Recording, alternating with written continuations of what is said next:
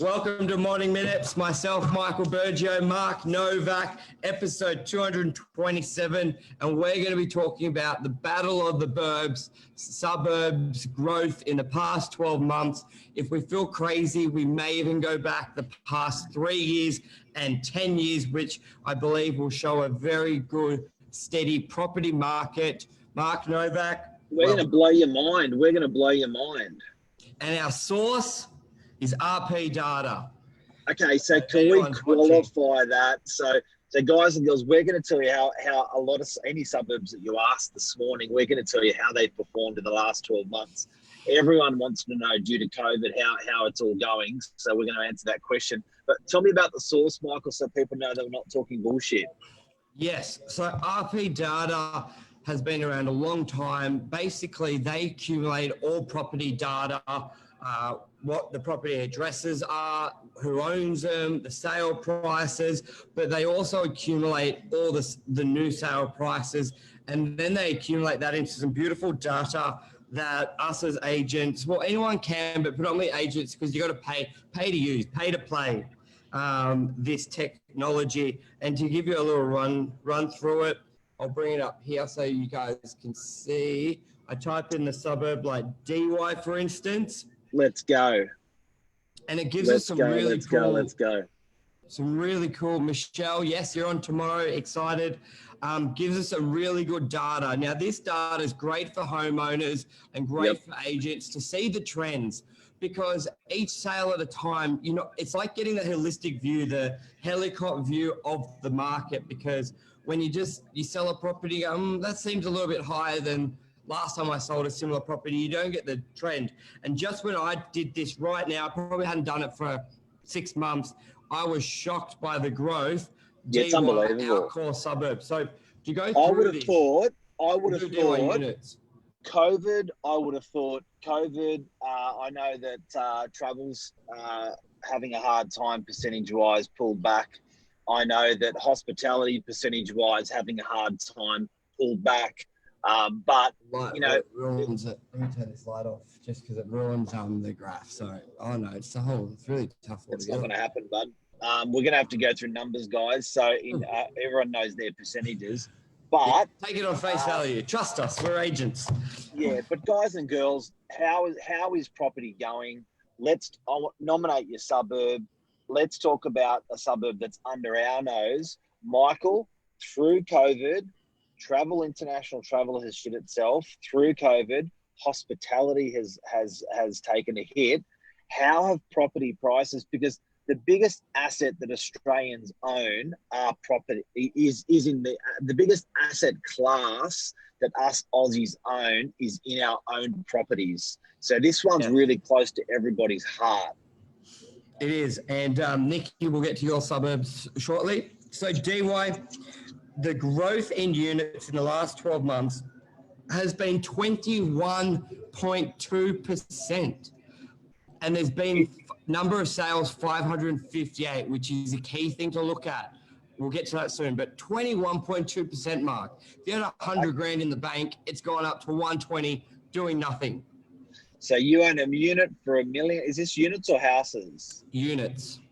If you owned a unit in DY 1 year ago worth $1 million, you would have got, now that unit will be worth $220,000 more. Yeah, and there's 558 sales, so that's a really true test sample. It's like anything, like you do a medical sample test. If you test one person via 100, you're going to get a better and a more truer result testing 100 people or 1,000. The more volume, the better. Okay, and houses. So, okay, I got a question. If I was in, we reckon suburbs are pretty good. We reckon DY is a pretty good suburb, don't we? Because that's where we work. Okay, now let's look at. We're not Greater Sydney though. We are, some would say, privileged because we're on a beach. Let's look at suburbs like. You got any? Yeah, Nikki's asked for Waverton. Yeah, so I've got Waverton here. So show me Waverton. Waverton is up units 14.8% Through COVID, last 12 months. And houses, it is just loading, up 10.6%. Wow, big median value, 2.8. And the other one you had to do is Surrey Hills. Yep. So Surrey Hills in the inner east, or sort of, I guess, inner Sydney, on the way. Surrey Hills. Is it inner east or inner west? Inner both. Not sure. It's not Northern Beaches, so I'm not aware. It's up 23.5% for houses past 12 months. And then units. So Surrey Hills is performing well. So one of the worst crises we've ever had in the history of the world, and property prices so far in DY and Surrey Hills have been up in the last 12 months. Let's go crazy. Quakers Hill out. Quakers Hill for Josh Teslin. Yeah, Josh Teslin. Houses up 16%. No units in Quakers Hill. Yeah. Oh, actually, there's 146 sales for units, and they're up 18.8%. I don't think Josh has ever sold a unit. I just believe there weren't any there. Okay, There you go. So, what are those numbers again? So Quakers Hill, we're in the Wild West now. Yeah, 146 sales. Apartments, units, 18.8%. In 1 year? In 1 year. Houses, 257 sales. That's big. Josh did 100, so he did half. Or probably 120. 16%. Okay, so so you bought something for $1 million. You just made $160,000 if you bought a house in Quakers Hill. Out of interest, what's the median price out there? I'm out of it now. Let me go back. We'll grab another one. Doesn't matter. So, Let's go Manly Vale. Luke's asked for Manly Vale, French's Forest. Yep. We did DY Luke. It was 24% for houses. Manly Vale. Let's check Manly Vale quickly. And then, Mark, think of somewhere in Woodwalk. Maybe where's Admel? We'll do one for her. Okay. Manly Vale. Houses up 21.3%.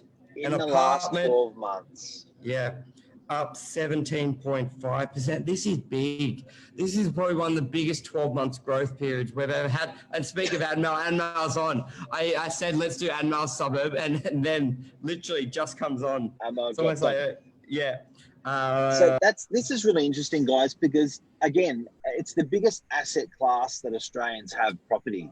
And through one of the most challenging times of the history of the world, the asset class of property in the last 12 months has shown growth. And by the numbers you're shouting out, and everyone feel free to throw your suburb in, we're going to tell you your numbers this morning on the spot. By the numbers you've thrown out so far, if you had $1 million in a property a year ago, you have made about $150,000. And if you live in it, that's after tax money. That's huge. That is huge. And I said Oran Park. I did Oran Park. Your units are down units are down 8.9%, but there's only 22 unit sales, and there's not much history, so I believe it's a new area. It's not a unit area. We need to have a good stat. We need some good volumes of sales in those suburbs. There's 400 houses sales, and they're up 11%. So that's a good number. So when you say 40 houses, that's four houses, 4 houses trading a month. 40. A year. 40 odd, 390. 40 odd houses trading a month. That's 10 a week.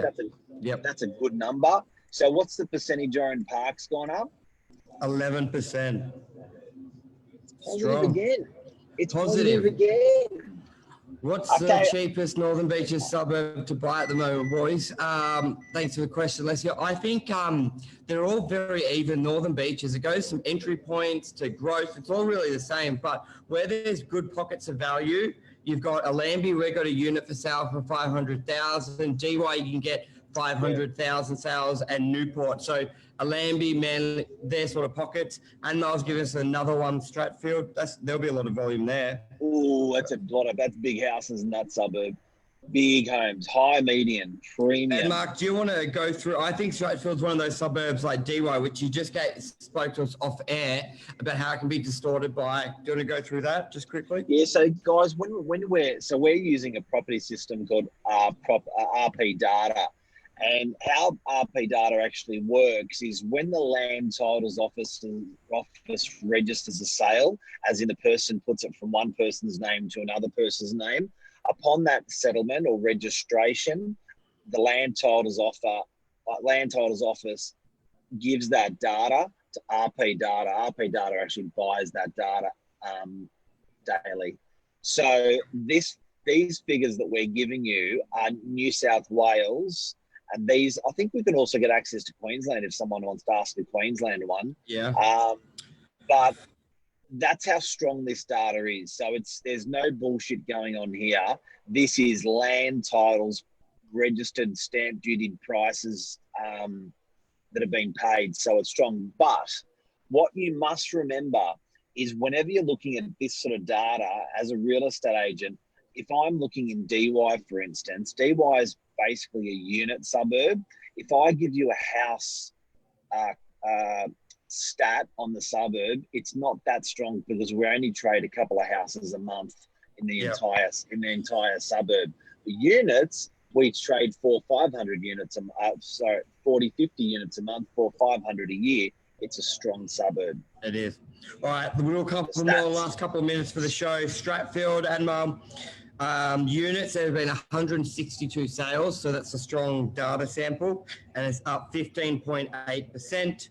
With houses, once again, 155 sales, so a strong data sample, up 9.1%.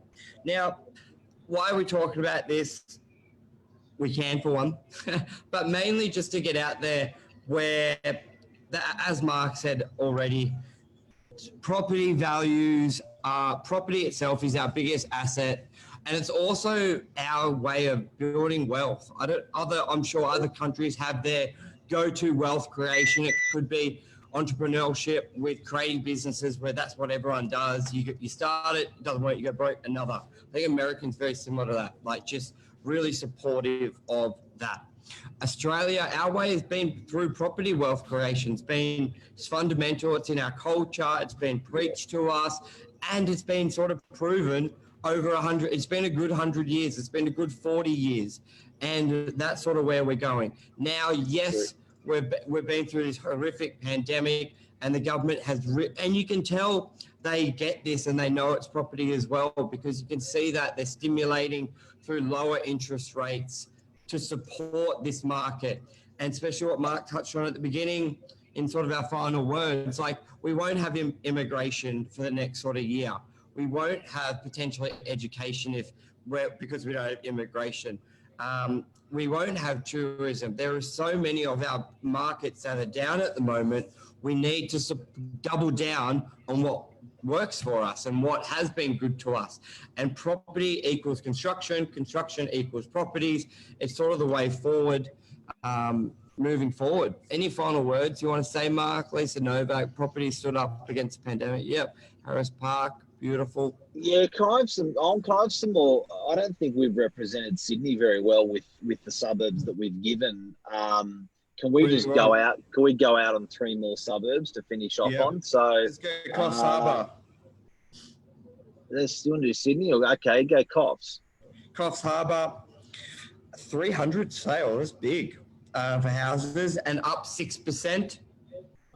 There you go. So you made money even in 12 months in Coffs. You made money. Yeah. What about in Sydney? Let's go out wide. Let's go out to... let's bring up a map of Sydney. Let me bring up a map. Bankstown. Bankstown, okay. Or Parramatta or Chatswood. We'll do all of them. And then Bankstown, just quickly. Okay. Bankstown units, 329 sold, up 9.9%. Big amount. So Bankstown's made money the last 12 months. Houses, 107 sales, up 11%. Let's go Chatswood. Let's go Chatswood. So, guys, if you got your suburb, tell us. We'll tell you how it's performed. Chatswood, Yeah, up units. 13% units, and there's been 209 sales, so big data sample. I still can't believe this, Michael. I honestly, I can't believe that in the last 12 months, through what we've experienced through COVID, the last 6 months, the property prices are so strong across all of these suburbs in Sydney. Yeah. I can't find a bad one. Nikki Parker made what Nikki say, great info, but if we broke it up prior to COVID, past 6 months period would be interesting. It would, and I'm looking at some of the growths like Nikki, you won't be able to see it, but Chatswood, yes, there's been stronger growth in the 6 months prior, but the last couple months has gone up. There was a little dip, but it's like anything in property and shares. You will find micro markets within a market, they go up one day, down, but the overall pattern of it, and they're all on the upswing, up, a little dip, up. So you can always pick out a micro thing. You're not trading property like shares. So if it goes down for a day, it's okay. What's the last one, Mark? Just to support what Nikki was saying, that'd be the bugbear on what Nikki was saying as well. If you did pick apart those suburbs, that would then mean that the first 6 months would have had to be close to 40%. Yeah, it's true. In order to drag down these stats. Do you know what I mean? Yep. And those first 6 months, we did not have 40%, 20% growth in that property market to drag down these stats. So it's still good. We still held strong. So what are we finishing Parramatta. Parramatta, 432 sales, big data sample, almost as much as Northern Beaches. But thank you, Nikki, for your comments. Love it, encourage it. Thank you. Parramatta up 4.9%, so still up. And they've dropped in a hell of a lot of units into Parramatta. They've dropped. Yeah. They've oversupplied that suburb. They've overstocked that suburb, and it's still managed to have growth in the marketplace through COVID. Go property. Yep. And houses for the final one, up 15.5%, but only 42 sales, because quite a small data sample. Okay, we used RP data today. Thank you very much. Our property has done this through COVID. Thank you very much. And if you put $1 million in, 15%, which is about the average that I'm hearing, 10 to 15%, you've made $100,000 to $150,000 in the last 12 months in property. Go property. Go property. Thank you very much, guys. Cheers. See you, man. Bye.